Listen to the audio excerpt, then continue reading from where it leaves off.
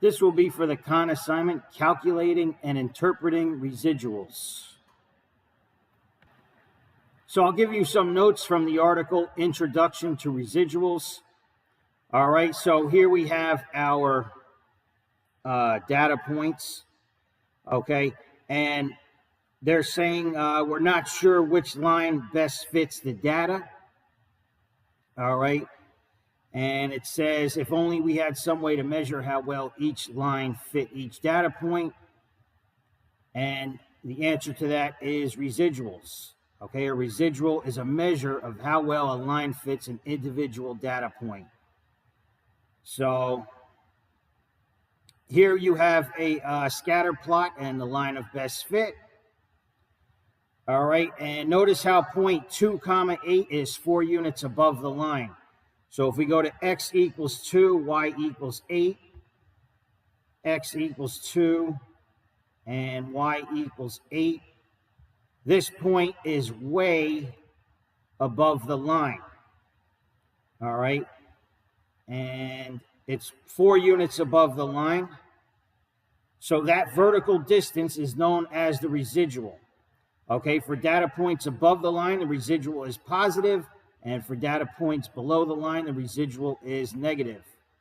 Okay, so here, since the residual is 4 units above the line, the residual is positive 4. And then this example here, this dot right here, that is 2 units below the line. So the residual is negative 2. So if I were to write a formula for the residual, it would just be actual minus predicted, okay? So this right here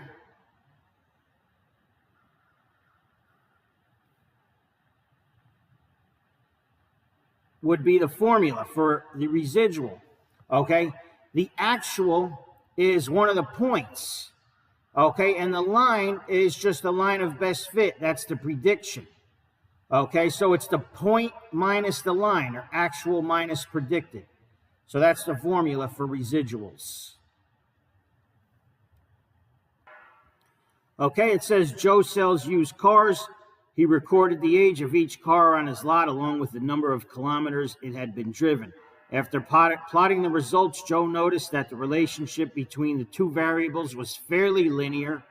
So we used the data to calculate the following least squares regression equation for predicting distance driven from the age of the car. Okay, this equation here is just in the form of y equals mx plus b. Okay, the only difference is they put the b or y-intercept first and they put the mx part second. But nevertheless, this is just a line equation. All right, so it says this equation here is for predicting distance driven from the age of the car. In other words, you plug in the age of the car and it gives you the prediction for the distance. Okay, so y is just going to be the distance.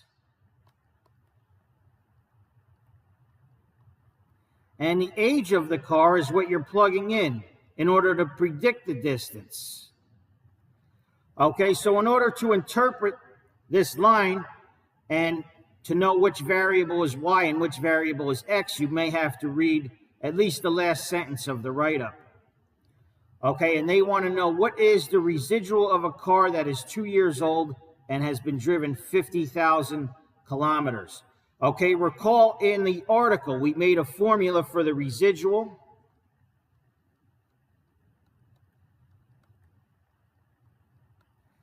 And we said for the residual, it's going to be actual minus predicted. Okay, and of course, we are predicting distance. All right, so it says the car is 2 years old. So we're going to plug in 2 in place of x. Okay, and the actual value is going to be 50,000 kilometers. Remember, we're trying to predict the distance, y, but they gave us the actual distance, 50,000.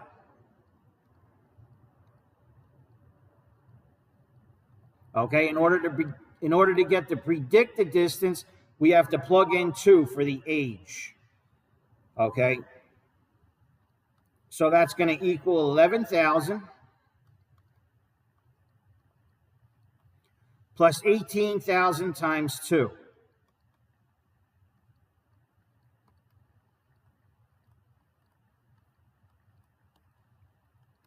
Okay, I'll do this on the calculator. Okay, and I get 47,000.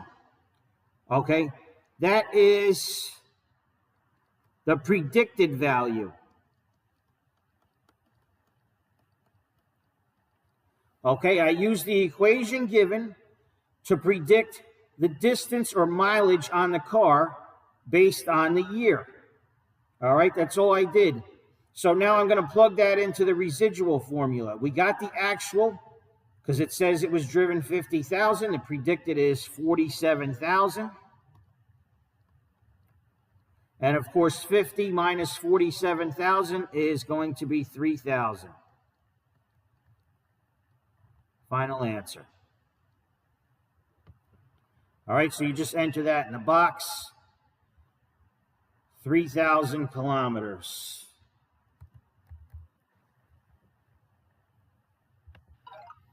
Okay, so all that says is that the line equation given was off by 3,000 kilometers.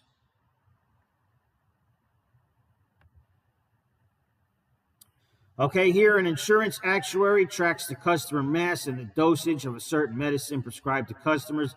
An approximate least squares regression line was used to predict the dosage given from a customer mass in kilograms. All right, interpret the residual for the customer indicated in the scatter plot above. All right. So let's see. Before I look at the answers, I am going to come up with my own answer before I look at the multiple choices.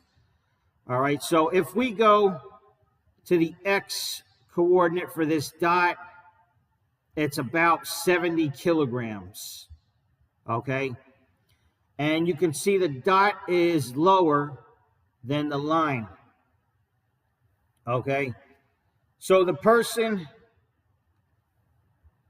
the y-axis is the dosage, right? So the person that weighs 70 kilograms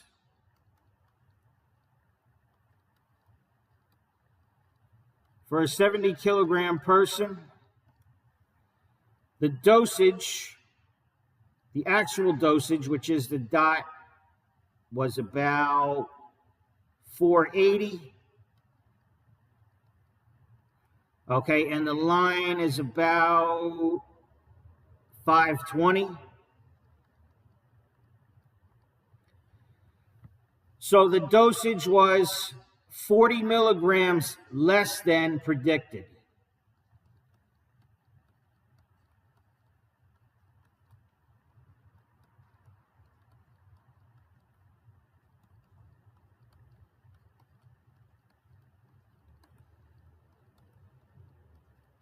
Okay, how did I get that? Because the dot, if I went to the y-axis, was at 480.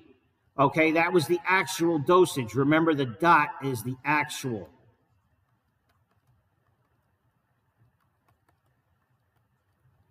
And remember, the line is the prediction.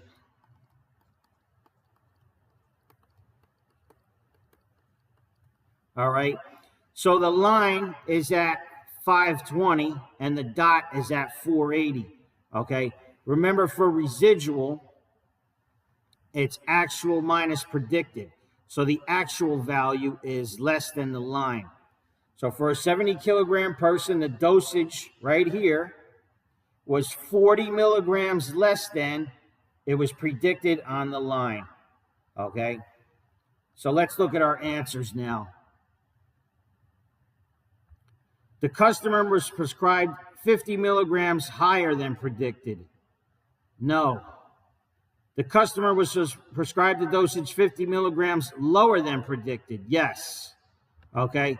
I said it was 40, but apparently they got 50. All right. The customer has mass 50 kilograms greater? No. Customer has mass 50, no. Okay. So sometimes you might look at the answers first, or sometimes you might do the calculation first, okay? But clearly you can see the dot is lower or less than predicted, all right? So this is it. Customer was prescribed a dosage 50 milligrams lower than predicted.